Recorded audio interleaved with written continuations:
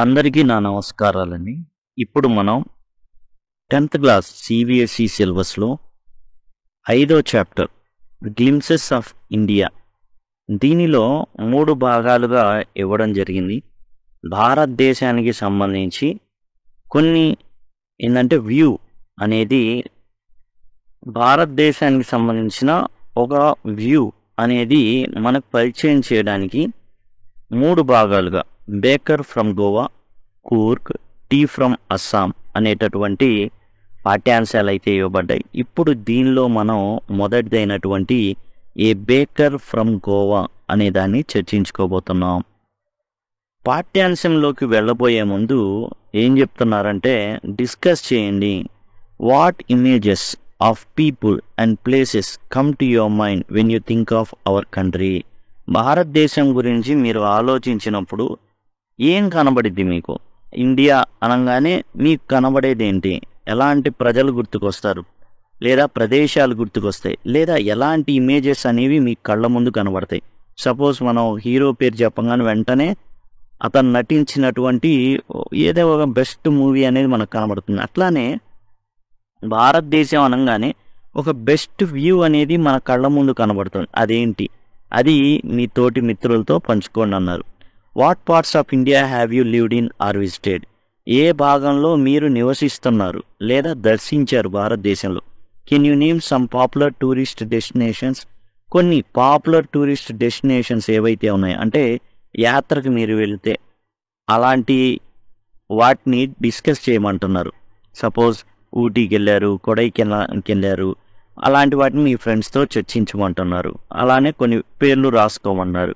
You may know that apart from British, Dutch, the French, the Portuguese have also played a part in the history of our country. Can you say which parts of India show French and Portuguese influences? ఇప్పుడు పిల్లల్ని అడుగుతున్నారనమాట. భారతదేశానికి సంబంధించి ఒక British వాళ్ళు మాత్రమే ఏలలేదు, ఇంకా Portuguese వాళ్ళు కావచ్చు, డచ్ అంటే నెదర్లాండ్స్ వాళ్ళు కావచ్చు, బ్రిటిష్ వాళ్ళు కావచ్చు, ఫ్రెంచ్ వాళ్ళు కావచ్చు. మన చరిత్ర గురించి చెప్పుకోవాలంటే వీళ్ళ ప్రస్తావన లేకుండా ఉండదు. ఆధునిక భారతదేశ చరిత్ర చదివేటప్పుడు ఖచ్చితంగా మనం ఇక్కడ నుంచి ఒక 300-400 ఏళ్ళు కనుక మనం వెనక్కి వెళ్ళి మన చరిత్ర గురించి చెప్పుకోవాలి అంటే వీళ్ళ ప్రస్తావన అనేది ఉండకుండా మన చరిత్ర అనేది ఉండదు. వీళ్ళ ఇన్ఫ్లుయెన్స్ చాలా చాలా ఎక్కువగా ఉంటుంది. అలాంటి ఏంటంటే వీళ్ళు ఏం చేశారంటే కొన్ని ప్రదేశాల మీద వీళ్ళ ఇన్ఫ్లుయెన్స్ అయితే ఉంది. Can you say which parts of India show French and Portuguese influences? వీళ్ళ యొక్క ప్రభావం వల్ల ఇప్పటికి కూడా మన జీవితాలు అనేవి వాళ్ళు ఏదైతే ఏం చేశారు వీళ్ళు, సపోజ్ వీళ్ళ కాలంలో ఒక వ్యక్తి ఏం చేశాడంటే కొండ మీదకి టీ తెచ్చి నాటేశాడు. వేరే చైనా నుంచి తీసుకొచ్చి ఒక మొక్కను ఏం చేశాడంటే కొండల మీద నాటాడు. అంతే, ఆ కొండల మీద టీ ఎస్టేట్స్ వచ్చేసినాయి. ఆ టీ ఎస్టేట్స్ని చేసుకుంటా కొండ మీద ఒక ఇల్లు కట్టుకున్నారు. ఇవి ఇప్పటికి కూడా కొనసాగుతున్నాయి, చాలా రాష్ట్రాల్లో కొనసాగిస్తున్నారు. అలానే బ్రిటిష్ వాళ్ళు ఉన్నారు. వాళ్ళు ఏం చేసేవాళ్ళు అంటే వాళ్ళు మిషనరీస్ని ఎలో చేశారు. మిషనరీస్ని ఎప్పుడైతే ఎలో చేశారో వాళ్ళు ఏం చేసేవాళ్ళు అంటే ఒక బడి, ఒక గుడి, తర్వాత ఆసుపత్రి ఒకే చోట కట్టేవాళ్ళు. కట్టేసి ఎవరైతే యాక్చువల్గా ఏ పర్పస్ అయినా అయి ఉండొచ్చు, వాళ్ళు ఏం చేసేవాళ్ళు అంటే పిల్లలకి చదువు చెప్పేవాళ్ళు, ఏదైనా అనారోగ్యం వస్తే మందులు ఇచ్చేవాళ్ళు. అలానే మీరు గనక అవుట్ క్యాస్ట్ అయితే మా గుడికి రండి అనేసి క్రిస్టియన్ మిషనరీస్, ఓన్లీ క్రైస్తవ మిషనరీలు, వాళ్ళు ఎలో చేయబడ్డ వాళ్ళు మాత్రం ఆ విధంగా చేసేవాళ్ళు.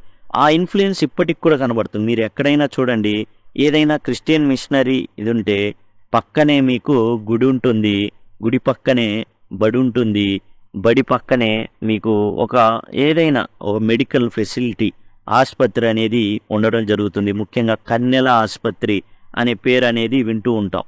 కాబట్టి ఇలాంటి ఇన్ఫ్లుయెన్సెస్ ఏవైతే ఉన్నాయో అవన్నీ కూడా కొన్ని చెప్పండి. నేను చెప్పాను కదా, ఇప్పుడు ఇవన్నీ కూడా ఇన్ఫ్లుయెన్సెస్ అనమాట. Can you say which parts of India grow tea, coffee? ఇక్కడ ఏ పార్ట్స్ ఆఫ్ ఇండియాలో టీ కానీ కాఫీ కానీ పెంచబడుతుందో మీరు చెప్పగలరా? ఏందంటే ఇవి చైనా నుంచి తెచ్చినటువంటి ఏవైతే మొక్కలు ఉన్నాయో వాటిని బాబు బుడాన్ కొండలు కానివ్వండి, అవి అంతకుముందు వేరే రకంగా ఉండేవి. కానీ వీళ్ళు ఏం చేశారంటే ఈ టీ కానీ కాఫీ మొక్కలు కానీ, ఇవి టీ కానీ కాఫీ మొక్కలు కానీ ఎలా పెరుగుతాయంటే అండి, నీళ్లు నిలబడకూడదు, వీటికి నీళ్లు కావాలి, కానీ నీళ్లు నిలబడితే చచ్చిపోతాయి. కొండల మీద నీళ్లు నిలబడవు, జారిపోతూ ఉంటాయి.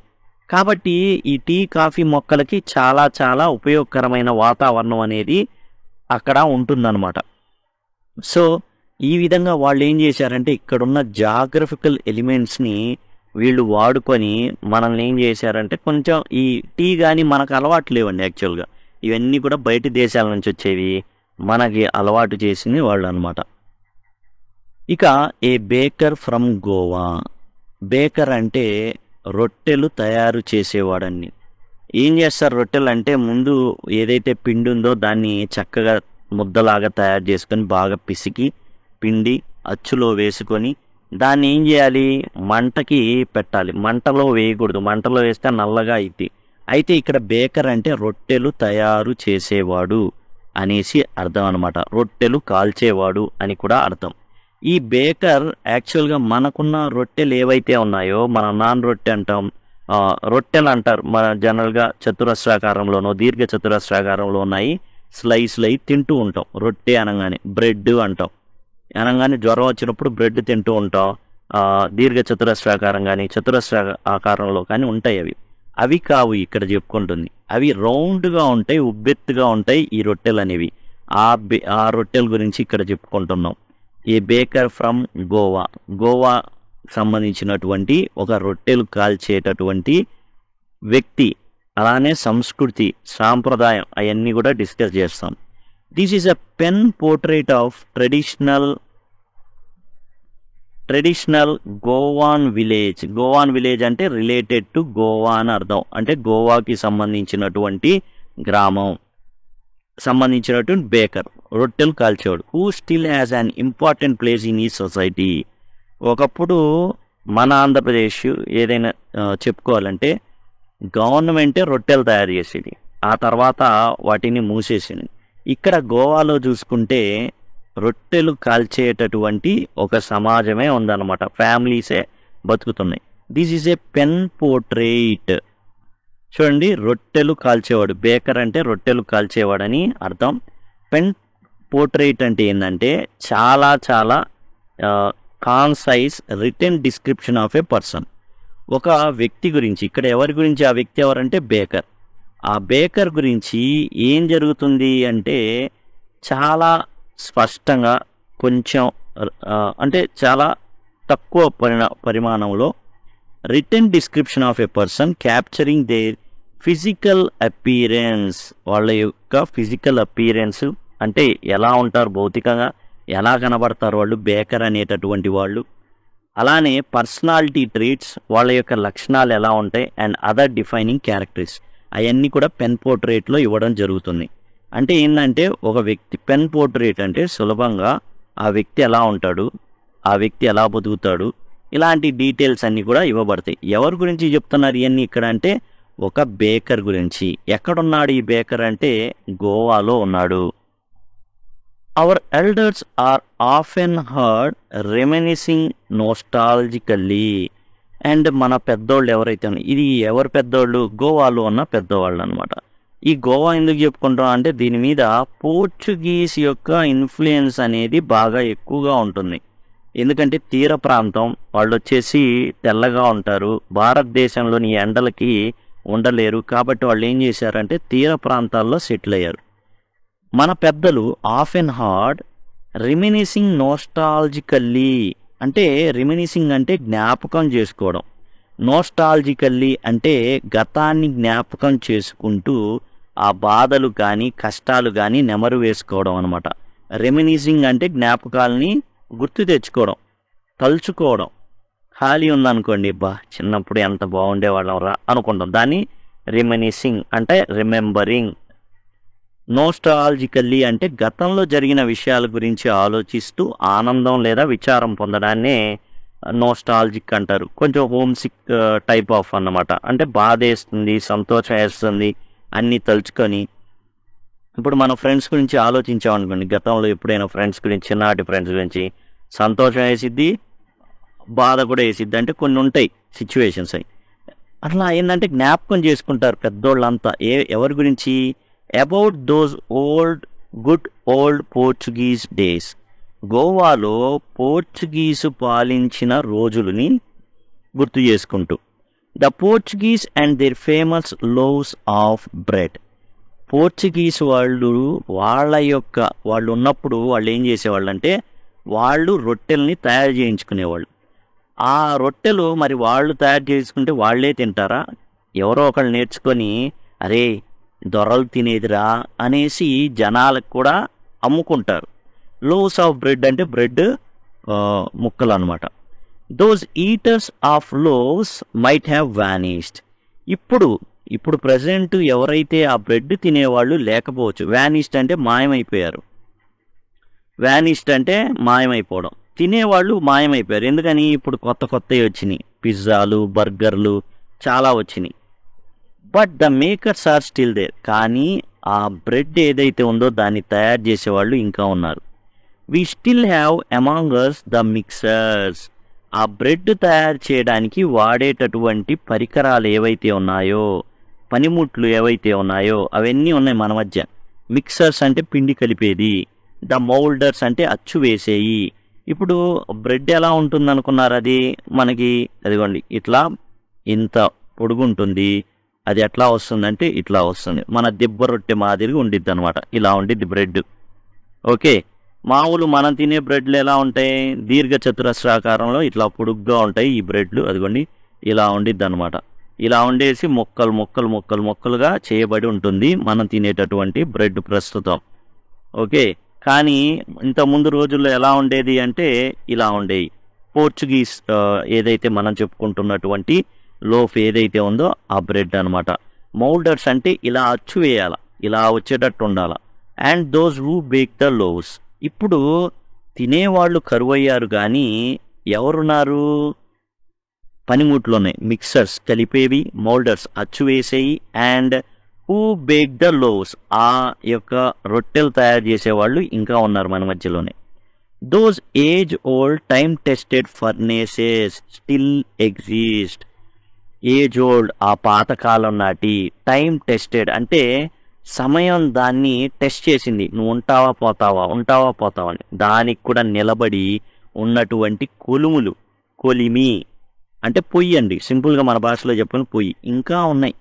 The fire in furnaces has not yet been extinguish అంటే ఇప్పటికీ కూడా ఆ కొలిమి మండుతానే ఉన్నాయి. అంటే ఎక్కడికో ఇవి వెళ్తున్నాయి. జనాలు కొంతమంది ఉన్నారు దీన్ని ఇంకా ఇష్టపడేటటువంటి వాళ్ళు. అంతకుముందులాగా లేదు, కానీ ఇప్పటికి కూడా ఇష్టపడుతూ దాన్ని ఎక్స్పోర్ట్ చేయడం ఏదో జరుగుతుంది. ఈ కొలుముల్లో మంట ఆగలేదు. ద థర్డ్ అండ్ జింగిల్ అంటే థర్డ్ అంటే ఏంటంటే ఏదైనా కర్ర ఉందనుకోండి, నేలకేసి కొట్టామనుకోండి వచ్చే సౌండే థర్డ్. జింగిల్ అంటే ఏంటంటే గంటలు మోగిస్తే వచ్చేటటువంటి సౌండ్ అనమాట. Jingle bells. Okay, the traditional bakers bamboo. చూడండి, ఎవరైతే బేకర్ తర్వాత వచ్చేసి సెల్లర్ ఎవరైతే ఉంటారో ఈ రొట్టెల్ని అమ్మేవాడు ఏం చేస్తాడంటే ఒక కర్రను తీసుకొచ్చుకుంటాడండి. దానికి ఏముంటాయంటే గంట ఉంటుంది. అది నేల మీద కొట్టంగానే సౌండ్ వచ్చింది. యాజ్ వెల్ యాజ్ సౌండ్ రాగానే పిల్లలకు కానీ పెద్దోళ్ళకి కానీ అర్థమైపోయింది. ఇప్పుడు ఉందనుకోండి బియ్యం వచ్చింది మన ఇంటి దగ్గర, ఓ సైరన్ వినబడిద్ది. అట్లానే వీళ్ళు కూడా ఏం చేస్తారంటే ఐస్ అమ్మడానికి వచ్చాడు, గంట కొడతాడు. అట్లానే వీళ్ళు కూడా ఒక కర్ర ఉండేది వీళ్ళ చేతిలో, నెత్తి మీద బుట్ట, చేతిలో కర్ర. హెరాల్డింగ్ అంటే అనౌన్సింగ్, అరే నేను వచ్చానురా నాయన అని గట్టిగా కేకేస్తాడనమాట. హీజ్ అరైవల్ అంటే అతను రాక. ఇన్ ద మార్నింగ్ పొద్దున పూటే వచ్చేస్తాడు ఇతను. Can still be heard in some places. ఇప్పటికి కూడా ఆ ఆచారం సాగుతుందన్నమాట. అంటే ఇప్పటికీ కూడా కొంతమంది ఉన్నారు ఈ రొట్టెలు అమ్మేవాళ్ళు. పోర్చుగీస్ కాలం నాటి ఏవైతే రొట్టెలు అమ్మేటటువంటి వాళ్ళు ఉన్నారో ఆ కాలం, ఇప్పటికి కూడా వాళ్ళు కొనసాగుతున్నారు. Maybe father is not alive. ఇప్పుడు ఆ కాలంలో తండ్రి అమ్మాడు అనుకోండి రొట్టెలు, అతను బతుకుండకపోవచ్చు, but the son still carries on the family profession. కుటుంబ వ్యాపారం ఏదైతే ఉందో దాన్ని కొడుకు కొనసాగిస్తూ ఉంటాడనమాట. These bakers are even today known as pader in Goa. ఇప్పటికీ కూడా వీళ్ళని గోవాలో ఏమని పిలుస్తారంటే ప్యాడర్స్ అని పిలుస్తారు. ఎందుకని? ఆ రొట్టెలు అనేవి స్పెషల్, వాటిని స్పెషల్గా తయారు చేసి ఓన్గా అమ్మడం అనేది జరుగుతుంది. ఇప్పుడు అంతా మెషిన్ మేడ్ అయిపోయింది, ఊరక తీసి పెడితే మెషిన్లే తయారు చేస్తారు. కానీ వీళ్ళు హ్యాండ్ మేడ్ చేస్తారు. వీళ్ళని ఏమని పిలుస్తారంటే గోవాలో అంతకుముందు కూడా ప్యాడర్స్ అనేవాళ్ళు. వాళ్ళని ఇప్పుడు కూడా ఏమంటారంటే కొంతమంది అరే ప్యాడర్ అంటే వంశపారంపర్యంగా, అంటే కుటుంబ పరంగా వాళ్ళు ఏం చేస్తున్నారు అంటే ఆ వృత్తిని ఇంకా కొనసాగిస్తున్నారు అనేసి ఈ పేరుతో వాళ్ళని గోవాలో పిలవడం అయితే జరుగుతుంది. ఇది గోవా పరంగా డిఫరెంట్ ఇది ఉంటుంది పలకడం అనేది. సో మనకి ఇంగ్లీష్ ప్రకారం pader. During our childhood in Goa. ఇప్పుడు రైటర్ చెప్తున్నాడు అనమాట, ఎవరైతే రైటర్ ఉన్నాడో ఆ రైటర్ ఇప్పుడు చెప్తున్నాడు అవర్ చైల్డ్హుడ్, మా చైల్డ్హుడ్ అనేది స్టార్ట్ చేశాడు, ఇప్పుడు చెప్పాడు. ఇంతవరకు మనకి రైటర్ ఇది లేదు, ఎవరో చూద్దాం. రైటర్ వచ్చేసి లూషియో రోడ్రిగ్స్. ఇతను చెప్తున్నాడు మా చిన్నతనంలో అనేసి. మనకి ఇప్పుడు అంతా కథ అంతా చెప్తుంది ఇతనే కాబట్టి లూషియో రోడ్రిగ్స్ చెప్తున్నాడు మా చిన్నతనంలో the baker used to be our friend. ఆ రొట్టెలు కాల్చేవాడు మా స్నేహితుడు అనమాట. కంపానియన్ అంటే ఎవరు? కంపానియన్ అనేది ఇక్కడ పానిస్, PANI ఉంది కదా, PANIS అంటే పానిస్ అంటే రొట్టె. కంపానియన్ అంటే కలిసి కూర్చొని తినేవాడు అనేసి అర్థం అనేది ఒకటి వస్తుంది అనమాట. అండ్ గైడ్, మార్గదర్శకుడు. ఈ బేకర్ అనేవాడు పిల్లలకి ఫ్రెండ్ లాగా ఉండేవాడు. అండ్ తిండి వాళ్ళతో పాటు కూర్చొని తినగలిగేటటువంటి వ్యక్తిత్వం ఉన్నవాడు. ఎందుకంటే అక్కడే ఇస్తాడు చక్కగా. పిల్లలు ఏం చేస్తారంటే అంటే కొనుక్కొని తినేవాళ్ళు అనమాట. అండ్ మార్గదర్శకుడు కూడా. He used to come at least twice a day. రోజుకు 2 సార్లు అతను కనబడేవాడు. Once when he set out అంటే start in the morning on ఈ సెల్లింగ్ రౌండ్. పొద్దున్నే బుట్ట నెత్తి మీద పెట్టేసుకొని ఒక కర్ర పట్టుకొని ఆ కర్రని నేల మీద కొట్టంగానే గంటలు మోగేయి. ఆ శబ్దానికి ఏం చేసేవాళ్ళు అంటే పనోళ్ళు వెళ్ళిపోయి కొనేవాళ్ళు. And then again when he return after emptying his huge basket. రెండోసారి ఎప్పుడంటే రిటర్న్ అయ్యేటప్పుడు అన్నీ అమ్మేసి ఖాళీ బుట్టతో తిరుగు ప్రయాణం చేపట్టినప్పుడు ఆ విధంగా 2 సార్లు పిల్లలు అతన్ని చూసేవాళ్ళు. ద జింగ్లింగ్ థర్డ్ ఆఫ్ హిస్ బ్యాంబూ. అతను ఎప్పుడైతే ఆ వెదురు కర్ర ఉండేది, ఆ కర్రకి గంట ఉండేది, దాన్ని కొట్టంగానే శబ్దం వచ్చేది. Woke us up from sleep. Lucius Rodrigo చెప్తున్నాడు అనమాట, ఆ శబ్దం విని మేము మేల్కునేవాళ్ళం. And we ran to meet and greet him. వెంటనే అతని దగ్గరికి వెళ్ళిపోయి అతనికి హాయ్ అని చెప్పేవాళ్ళం. Why was it so? ఎందుకలా? Was it for the love of loaf? ఎందుకని? రొట్టెలంటే అంత ఇష్టం అనే మేము చేసేది అలా? నిద్రపోతున్న వాళ్ళు మరీ లేచి వెళ్ళి హాయ్ అని చెప్పడం? నాట్ ఎట్ ఆల్, కానే కాదు. The loaves were bought by some Paskin or Bustin, the maid servant of the house. యాక్చువల్గా అవి ఎవరు కొంటారంటే మా పన్నోళ్ళు ఉంటారు. లూషియస్ రోడ్రిగో చెప్తున్నాను, మా పన్నోళ్ళు ఉంటారు, వాళ్ళు కొనేస్తారు. మరి వీళ్ళు ఎందుకు వెళ్తున్నారు పిల్లలు? What we longed for were those bread bangles. ఈ బ్రెడ్ బ్యాంగిల్స్ అంటే ఏంటంటే ఈ బ్రెడ్డే గాజు రకంగా, మనకి గాజు ఎట్లా అయితే ఉంటాయో బ్యాంగిల్స్ కొంచెం పెద్దదిగా ఉంటాయి. మన సింపుల్గా చెప్పాలంటే గారె ఉంది కదా, చిల్లు గారె, అదే కొంచెం పెద్దదిగా బ్రెడ్ ఊహించుకోండి. అండ్ యాక్చువల్గా ఇలాంటివి కొన్ని అమ్ముతూ ఉంటారు ఫారిన్ కంట్రీస్లో కూడా, రకరకాల పేర్లు ఉంటాయి వాటికి. కాబట్టి బ్రెడ్ బ్యాంగిల్ అంటున్నాడు ఇతను. అంటే ఒక పెద్ద రౌండ్గా ఉంటుంది, మధ్యలో చాలా పెద్ద రంధ్రం ఉంటుంది. ఆ రొట్టె అనేది స్పెషల్ అనమాట పిల్లలకి. Which we chose carefully. చాలా జాగ్రత్తగా బుట్టలో ఏరి మరి తీసుకునేవాళ్ళంట వీళ్ళు. Some times it was sweet bread or special make. కొన్నిసార్లు స్పెషల్గా తయారు చేయబడి ఉంటాయి కొన్ని బ్రెడ్స్, వాటి కోసం పిల్లలు వెళ్తారు. మామూలు బ్రెడ్ల కోసం అయితే, మామూలు రొట్టెల కోసం అయితే వాళ్ళు వెళ్ళరు. అవి నార్మల్గా తిండిలో ఒక భాగం, వాటి గురించి పెద్ద పట్టించుకునేవాళ్ళు కాదు ఈ పిల్లలు. కానీ వేటి గురించి పట్టించుకునేవాళ్ళు అంటే బ్రెడ్ బ్యాంగిల్స్. ఇవి చాలా తీయగా ఉండేవి. అలానే కొన్నిసార్లు స్పెషల్గా తయారు చేయబడినటువంటి బ్రెడ్స్ ఉండేవి, వాటి కోసం పిల్లలు ఎగబడేవాళ్ళు. 10th క్లాస్కి సంబంధించినటువంటి ప్రతి లెసన్కి సంబంధించినటువంటి ప్లేలిస్ట్ ఇది. టెక్స్చువల్ లెసన్స్కి సంబంధించిన ప్రతిదీ కూడా ఎవ్రీ లైన్ ఎక్స్ప్లెయిన్ చేయబడింది. Summary, question and answers as well as words and expressions ఏదైతే వర్క్ బుక్ ఉందో దానికి సంబంధించిన వీడియోస్. అట్లానే గ్రామర్, యూనిట్ వైజ్ గ్రామర్ మీకు ఇక్కడ కనబడుతుంది. అట్లానే సప్లిమెంటరీ రీడర్కి సంబంధించినటువంటి ప్రతి లెసన్ ఎవ్రీ లైను ఎక్స్ప్లెయిన్ చేయబడింది. సమ్మరీ అండ్ క్వశ్చన్ ఆన్సర్స్ అనేవి ఇవ్వబడ్డాయి. ఇవన్నీ కూడా మీకు డిస్క్రిప్షన్లో అవైలబుల్గా ఉంటాయి. అలా లేకపోతే సింపుల్గా కామెంట్ సెక్షన్లో 10 లింక్ అని కనుక మీరు అడిగినట్లయితే రిప్లైగా ఈ ప్లేలిస్ట్ లింక్స్ అన్ని ప్రొవైడ్ చేయడం అయితే జరుగుతుంది. మొబైల్లో చూస్తున్నట్లయితే మీకు ఐ కార్డ్స్ ఇక్కడ నుంచి వస్తూ ఉంటాయి, వాటి ద్వారా పొందొచ్చు. ఎండ్ స్క్రీన్స్ అలానే డిస్క్రిప్షన్ ద్వారా కూడా పొందొచ్చు. The baker made his musical entry. ఈ రొట్టెలు తయారు చేసేవాడు ఎట్లా ఒక బ్యాక్గ్రౌండ్ మ్యూజిక్తో వస్తాడనమాట. ఎట్లా వస్తాడు అంటే ఆ కర్రని నేల మీద కొట్టంగానే ఆ కర్ర స్పెషల్గా తయారు చేయబడింది. అది ఎలాంటి సౌండ్ ఇస్తుందంటే ఝంగ్ ఝంగ్ అని ఇస్తుంది సౌండ్. అలాంటి సౌండ్తో ఏమవుతుంది అంటే వీళ్ళకి అర్థమైపోద్ది. అంతేకాదు అలా కొట్టంగానే కర్ర శబ్దమే కాదు గంటలు కూడా శబ్దం చేస్తాయి. ఇక ఆ బ్యాంబూ స్టాఫ్ అంటే వెదురు కర్ర. One hand supported the basket on his head. ఒక చేత్తో తన నెత్తి మీద ఉన్న బుట్ట ఏదైతే తట్టు ఉందో దాన్ని పట్టుకుంటాడు. The other banged the bamboo on the ground. ఇంకో చేత్తో కర్ర ఉంటుంది. ఆ కర్రతో ఏం చేస్తాడంటే ఆ నేల మీద కొట్టడం అయితే జరుగుతుంది. He would greet the lady of the house with good morning. ఇతను ఏం చేస్తాడంటే ఒక చేత్తో తన నెత్తి మీద ఉన్న బుట్టని జాగ్రత్తగా పట్టుకొని ఇంకో చేత్తో ఈ కర్ర ఏదైతే ఉందో వెదురు కర్రని జాగ్రత్తగా హ్యాండిల్ చేసుకుంటూ నేల మీద కొడతా ఉంటే జంగ్ జంగ్ అని శబ్దం వస్తుంది. అది గంట ఏదైతే కట్టుబడి ఉంటుందో దాని శబ్దం కూడా రావడం అయితే జరుగుతుంది.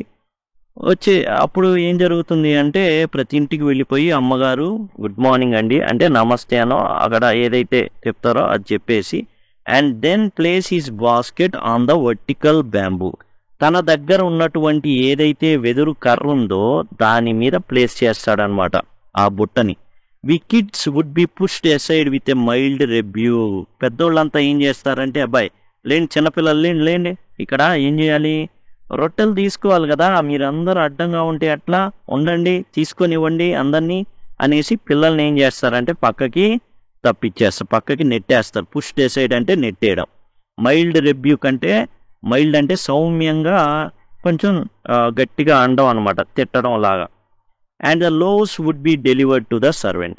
ఆ ఇంట్లో ఉన్నటువంటి సర్వెంట్ వస్తారు, ఎవరైతే ఉన్నారో ఆ వచ్చేసి ఆ రొట్టెలు అంటే ఇక్కడ ఏంటంటే నెలవారీ అనమాట. అంటే రోజుకి నువ్వు ఎట్లయితే లీటర్ పాలు పోయి అంటారో అట్లానే ఒక 5 రొట్టెలి 10 రొట్టెలి అని చెప్తారు. కాబట్టి అన్ని రొట్టెలు రోజు డెలివరీ చేసేస్తారు వీళ్ళు యాజ్ ఏ డెలివరీ బాయ్ లాగా. But we would not give up. కానీ వీళ్ళు పెద్దోళ్ళు అన్నారని మేము మానేనండి, ఖచ్చితంగా ఎగబడతాం, చూస్తుంటాం ఏం జరుగుతుందో చూస్తాం. గివ్ అప్ అంటే వదులుకోవడం, రెబ్యూక్ అంటే తిట్టడం. We would climb a bench or a parapet. ఏం చేస్తారు పిల్లలు, ఒక బెంచ్ లేకపోతే పారాపెట్ అంటే గోడ, ఏదైతే గోడ ఉంటుందో ఆ గోడ మీదకి ఎక్కేస్తారనమాట. And peep into basket somehow. వీళ్ళు ఎత్తుగా ఉన్న ప్రదేశాన్ని ఏం చేస్తారంటే ఎక్కేసి అక్కడి నుంచి ఈ బుట్టలో ఏమేమి ఉన్నాయో చూస్తూ ఉంటారు. ఎందుకంటే వాళ్ళకి కావాల్సినటువంటి బ్రెడ్ బ్యాంగిల్ ఉందా లేదా, స్పెషల్లీ మేడ్ లోస్ ఉన్నాయా లేవా అవి చూసుకుంటారు. I can still recall the typical fragrance of those loaves. ఆ రొట్టెలన్నీ కూడా ఒక రాంటి సువాసన అనేవి వచ్చాయి అన్నమాట. Loaves for the elders and the bangles for the children. ఆ రొట్టెలు ఏవైతే ఉన్నాయో అవి పెద్దోళ్ళకి కాగా ఈ బ్రెడ్ బ్యాంగిల్స్ ఏవైతే ఉన్నాయో, బ్రెడ్ బ్యాంగిల్స్ ఎలా ఉంటాయి ఇవి, అదిగోండి ఇలా, ఇది ఇదిగోండి మామూలు పెద్దోళ్ళు తినే రొట్టె ఈ విధంగా ఉంటుంది. బ్రెడ్ బ్యాంగిల్స్ ఎలా ఉంటాయి అంటే ఇలా ఉంటాయి, బ్రెడ్ బ్యాంగిల్ అంటారు. తీయగా ఉండేందుకు దీని మీద ఏదో ఒకటి షుగర్ కోటింగ్ అనేది వేసేవాళ్ళు, దీనికోసం పిల్లలు పడిచేసేవాళ్ళు అనమాట. Then we did not even care to brush our teeth or wash our mouth properly. అసలు అతను వచ్చాడంటే అలా నేలకేసి అలా కొట్టంగానే ఝంగ్ ఝంగ్ అనే శబ్దం రాగానే నిద్రపోయే పిల్లోడు కూడా నిద్ర లేచి వెంటబడి డబ్బులు ఇచ్చి అది కొనుక్కొని, అరే అసలు అసలు మొహం కడుక్కున్నావా లేదా, లేకపోతే అసలు ఏమైనా మొహం కడిగాడు లేదా అనేది లేదు, అసలు ముందు అది పట్టుకోవాలి, లేకపోతే అయిపోతాయి, స్టాక్ అయిపోతుంది. కాబట్టి ఫ్రెష్గా ఉన్నటువంటి ఆ బ్రెడ్ బ్యాంగిల్ని ముందు తీసేసుకోవాలి. అండ్ వై షుడ్ వి, ఎందుకు మేము పళ్ళు తోమాలి? Who would take the trouble of plucking the mango leaf for the toothbrush? అసలు మేము చెట్టెక్కి మళ్ళీ మ్యాంగో లీఫ్ మామిడి ఆకులు తుంపి దాన్ని టూత్ బ్రష్ లాగా ఉపయోగించి మేమెందుకు మా మొహాలు తోమాలి? And why was it necessary at all? అయినా పళ్ళు తోముకోవాల్సిన అవసరం ఏముంది? The tiger never brushed his teeth. పులి, అడవిలో ఉన్న పులి ఎప్పుడైనా పళ్ళు తోముకుందా? Hot tea too could wash and clean up everything so nicely after all.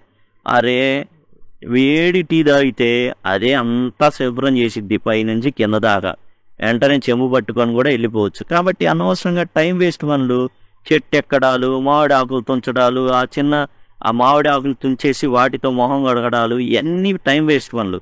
మాకు కావాల్సింది సౌండ్ వినబడింది వెంటనే వెళ్ళిపోయి ఏం చేయాలా, వాటి దగ్గర ఆ బ్రెడ్ బ్యాంగిల్ని పట్టుకోవాలా, వెంటనే అంటే కొనేసుకోవాలి. లేకపోతే ఏమవుతుంది, ఖాతా ఉంటుంది, అది పలానా ఇంట్లో అబ్బాయిని ఖాతా రాసుకో అని చెప్పడం, అది పట్టుకొచ్చుకోవడం, ఈ విధంగా జరుగుతుందన్నమాట. అయితే కనీసం పళ్ళు కూడా తోముకోరు పిల్లలు, చాలా చాలా పిట్ట గోడలు ఎక్కేస్తారు. పారాపిట్ అంటే పిట్ట గోడ అని అర్థం అనమాట. ఇక్కడ మీకు ఏవైతే ప్రశ్నలు కనబడుతున్నాయో ఓరల్ కాంప్రహెన్షన్ చెక్ అని, వీటిని మనం విడిగా ఇంకొక వీడియోలో డిస్కస్ చేద్దాం. Marriage gifts are meaningless without the sweet bread known as bol. చూడండి, కొన్ని సాంప్రదాయాలు ఉంటాయి, ఆ సాంప్రదాయాల్లో భాగం ఈ రొట్టెలు కూడా. బోల్ అనేటటువంటి రొట్టె ఉంటుంది, అది ఖచ్చితంగా మ్యారేజ్ గిఫ్ట్స్లో ఇవ్వబడుతుంది అనమాట. Marriage gifts are meaningless. Marriage గిఫ్ట్లు అంటే పెళ్లికి ఇచ్చిపుచ్చుకోవడాలు ఉంటాయి. ఈ ఇచ్చిపుచ్చుకోవడాల్లో ఖచ్చితంగా ఈ బోల్ అనేటటువంటి రొట్టె ఖచ్చితంగా ఉండాలి. స్వీట్ బ్రెడ్ అనమాట ఇది, ఈ బోల్ అనేది. Just as party or feast loses it's charm without bread.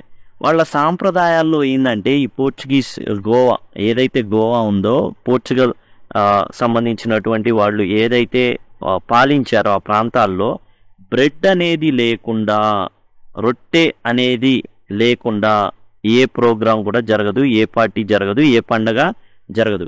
Not enough can be said to show how important a baker can be for a village. అలాంటి ప్రదేశంలో ఒక రొట్టెలు కాల్చే వ్యక్తి యొక్క ప్రాముఖ్యత ఎలా ఉంటుందో మీరే అర్థం చేసుకోండి అని చెప్తున్నాడు. The lady of the house must prepare sandwiches on the occasion of her daughters engagement. ఇక ఎవరింట్లో అయినా కానీ అమ్మాయి యొక్క నిశ్చితార్థం జరుగుతూ ఉంటే ఆ ఇంట్లో ఉన్న ఆ అమ్మాయి తల్లి ఖచ్చితంగా శాండ్విచ్ తయారు చేయాలి.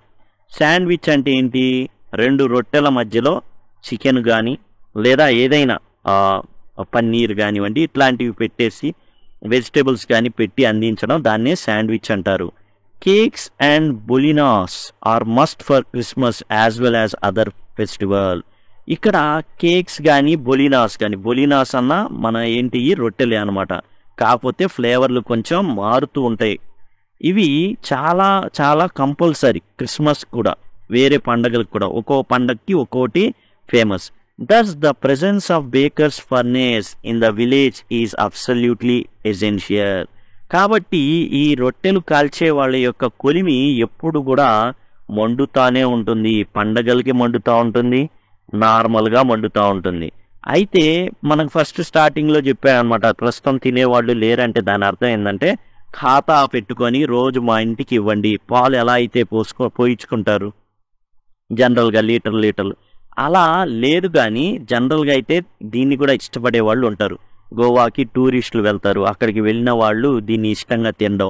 కాబట్టి ఇప్పటికీ కూడా ఏంటంటే వీళ్ళు ఉన్నారు, కాకపోతే ఆ రేంజ్లో అయితే లేదు, కానీ కొద్దిగా తగ్గినప్పటికీ కూడా ఎవరైతే వంశపారంపర్యంగా దీనిగా సాగిస్తున్నారో కుటుంబ వ్యాపారంగా, వాళ్ళకైతే మాత్రం జీవనభృతి అయితే మాత్రం దొరుకుతూ ఉంది ఇప్పటికి కూడా. The baker or bread seller of those days had peculiar dress known as kabai. చూడండి, వీళ్ళు ఎవరైతే బ్రెడ్ సెల్లర్స్ కానివ్వండి, అంటే అమ్మేవాళ్ళు, అండ్ బేకర్ అంటే తయారు చేసేవాళ్ళు కానీ అమ్మేవాళ్ళు కానీ వీళ్ళకి స్పెషల్ యూనిఫామ్ ఒకటి ఉండేది.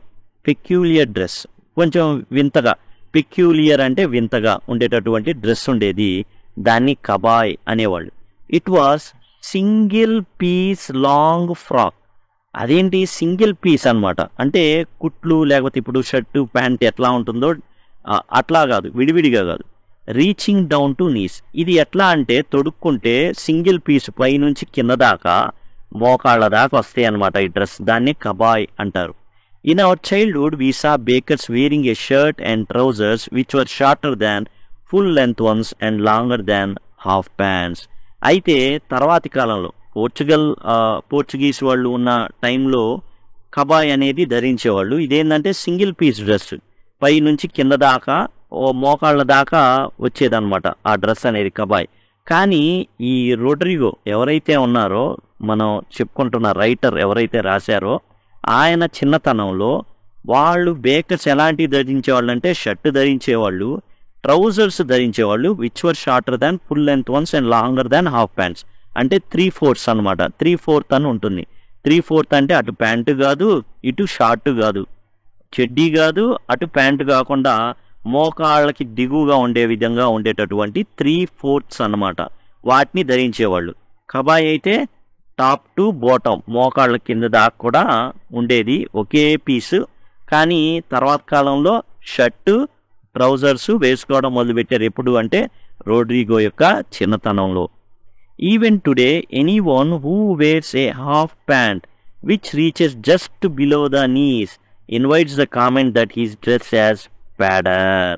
కాబట్టి ఈ ప్యాడర్ అనేవాళ్ళు లేకపోయినప్పటికీ, అంటే ఆ విధంగా ఎవరు కూడా ఉండలా, అంటే ఇంతకుముందులాగా ధరించినట్టుగా వీళ్ళు ఇప్పుడేం ధరించట్లా ప్యాడర్స్. కానీ ఎవరైనా సరే ఈ విధంగా 3/4 వేసుకున్నారనుకోండి, లేదా హాఫ్ ప్యాంట్ వేసుకున్నారనుకోండి, షార్ట్లు ఇలాంటివి కొంచెం పొడుగున మోకాల కిందకి వచ్చేటట్టు ఎవరైనా వేసుకుంటే ఎవట్రైడు ప్యాడర్ లాగున్నాడే అంటారనమాట. అంటే ఎవట్రైడు రొట్టెలు అమ్ముకునేవాడు లాగున్నారు, మనోళ్ళు టాన్ జీన్స్ వేస్తారు, వేస్తే ఏం చెప్తాం, ఇంద్రైడు అడుక్కునేవాడు లాగున్నాడు, ఈడు చినిగిపోయిన వేసుకున్నాడు అంటారు. ఇంద్ర అడుక్కునేవాడు, ఇంద్ర చినిగిపోయిన వేసుకున్నావు, అట్లా ప్యాడర్ లాగున్నాడు ఇంద్రయుడు రొట్టెలు అమ్ముకునేవాళ్ళలాగా అని కామెంట్లు అయితే వినబడతాయి. The baker usually collected his bills at the end of month. ఈ బేకర్ ఏం చేసేవాడంటే నెలవారీ అనమాట. నెల తర్వాత, నెల అయిపోగానే 30వ తారీఖు 31వ తారీఖు అయిపోయిన తర్వాత 1వ తారీఖు వెళ్ళిపోయి, అమ్మగారు మరి ఈ నెలలో మీరు ఒక 100 రొట్టెలు తీసుకున్నారు, లేకపోతే 200 రొట్టెలు తీసుకున్నారు, దానికి సంబంధించిన బిల్లు పే చేయండి అనేసి అక్కడ డబ్బులు అనేవి వసూలు చేసుకుంటాడు, మరి కరెంటు బిల్లులు వసూలు చేసుకున్నట్టు. అట్లా monthly accounts used to be recorded on some wall in pencil. అయితే ఇక్కడ ఏం చేసేవాళ్ళంటే వీళ్ళు గోడ మీద రాసేవాళ్ళు, ఏ రోజు ఎన్ని తీసుకున్నారనే విషయం అనేది వాళ్ళ ఇంటి మీ గోడ మీద రాసేవాళ్ళు అనమాట. Baking was indeed a profitable profession in the old days. రొట్టెలు తయారు చేయడం అనేది చాలా చాలా లాభదాయకమైన వృత్తి అనమాట. The baker and his family never stop. అంటే ఎప్పుడు కూడా ఈ రొట్టెలు తయారు చేసేవాళ్ళు కానీ వాళ్ళ కుటుంబం కానీ ఎప్పుడు కూడా వాళ్ళు పస్తులు ఉండాల. కారణం ఏంటంటే చేసుకునే రొట్టెలు తినవచ్చు వాళ్ళు రకరకాలు, కాబట్టి ప్రాబ్లం లేదు. అలానే వాళ్ళకి ఏంటంటే ఎప్పుడు కూడా ఖాతా ఉండేవి, నెల నెల తీసుకుంటా ఉండేవాళ్ళు, నెలకి ఫస్ట్లో వాళ్ళకి డబ్బులు అనేది ఇచ్చేసేవాళ్ళు. His family and his servants always look happy and prosperous. ఆ రొట్టెలు కాల్చేవాడు కానీ వాళ్ళ కుటుంబాలు కానివ్వండి, వాళ్ళ కింద పనిచేసే సర్వెంట్స్ కానివ్వండి, ఎప్పుడు కూడా సంతోషంగా ఉండేవాళ్ళు. ప్రాస్పరస్ అంటే ఎప్పుడు వాళ్ళ చేతిలో డబ్బులు అనేవి ఉండేవి. దేర్ ప్లంప్ ఫిజిక్, వాళ్ళు ఎలా ఉండేవాళ్ళు అంటే లావుగా ఉండేవాళ్ళు అండి. రొట్టెలు తయారు చేసేవాళ్ళు. Was an open testimony to this. Testimony అంటే సాక్ష్యం. వాళ్ళు లావుగా ఉండేవాళ్ళు, దిట్టంగా ఉండేవాళ్ళు, గట్టిగా ఉండేవాళ్ళు, అదే సాక్ష్యం అన్నమాట. వాళ్ళు ఎప్పుడు కూడా తిండికి మొహవాసినట్టు ఎప్పుడు ఉండరు అనమాట. ఎప్పుడు వాళ్ళకి తినడానికి తిండి అనేది ఉండేది, చేతి నిండా డబ్బులు ఉండేవి. ప్రాస్పరస్ అంటే చేతి నిండా డబ్బులు ఉండడం, ధనికులుగా ఉండడం.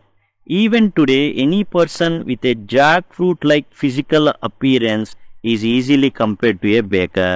ఇప్పుడు కూడా ఎవరైనా సరే జాక్ ఫ్రూట్ లాగున్న వ్యక్తి అంటే ఎట్లా అంటే జనరల్గా పొట్ట భాగం లావుగా ఉండడం అండి. Jack fruit like physical appearance అంటే ఏంటంటే పొట్ట పార్ట్ ఏదైతే ఉంటుందో ఛాతీ పార్టు పొట్ట పార్ట్ అవన్నీ కూడా లావుగా ఉబ్బిపోయి ఉంటే స్థూలకాయలు, అరే వీడెవడో రొట్టెలు తయారు చేసేవాడు లాగా ఉన్నాడరా, చూడండిరా ఎలా ఉన్నాడో అంటే బాగా ఇంకో భాషలో బాగా బలిసినోడురా అన్నట్టుగా అనమాట. అంటే ఇక్కడ విషయం ఏంటంటే బాగా డబ్బులు ఉన్న వ్యక్తి అనేసి అర్థం అనమాట, అంతే తప్ప తిట్టని కాదు.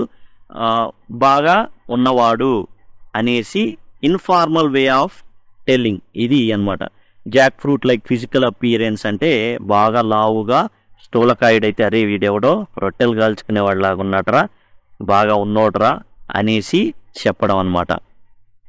ఇక్కడ మనకి కొన్ని అర్థాలు ఆల్రెడీ చూసాం. బేకర్ అంటే రొట్టెలు కాల్చేవాడని. పెన్ పోర్ట్రేట్ అంటే ఒక వ్యక్తి గురించి సంక్షిప్తంగా వివరాలు అందించడం, ఎలా ఉంటాడు, ఏంటి, ఏం చేస్తాడు, ఇవన్నీ కూడా. రెమినిసింగ్ అంటే గుర్తుకు తెచ్చుకోవడం. నోస్టాలజికలీ అంటే జరిగిన విషయాలు. ముసలోళ్ళు ఉంటారు, ఎక్కడికి కదలలేరు, కానీ ఎక్కడికైనా వెళ్తే అరే నా కొర్రతనంలో మీ అంత ఉన్నప్పుడు ఏం చేసామో తెలుసా అని చెప్పుకొని ఆనందపడతా, అరే కాకపోతే చదువుకొని ఉంటే బాగుండేదిరా అనేసి బాధపడతా అట్లా ఉంటారు. లోవ్స్ అంటే రొట్టెలు, మోల్డర్స్ అంటే అచ్చులు, ఫన్నెస్ అంటే కొలిమి. ఇక కంపానియన్ అంటేనేమో one who eats bread with another. ఇక్కడ ఏంటంటే one who eats bread with another అంటే కలిసి కూర్చొని పక్కన కూర్చొని ఒకే ప్లేట్లో తింటాం మేము అంటారే వాళ్ళని కంపానియన్స్ అంటారు, ఒకే ప్లేట్లో తినేటటువంటి వ్యక్తుల్ని. ఈ ఓరల్ కాంప్రహెన్షన్ చెక్ ఏవైతే ఉన్నాయో ఇవన్నీ కూడా వేరే వీడియోలో చూద్దాం మనం. ఓవరాల్ కాంప్రహెన్షన్ చెక్ ఒకటి, ఆ తర్వాత టాకింగ్ అబౌట్ టెక్స్ట్ ఏవైతే ఉన్నాయో వీటిని వేరే సపరేట్ వీడియోలో వాటిని చూద్దాం. Thanks a lot.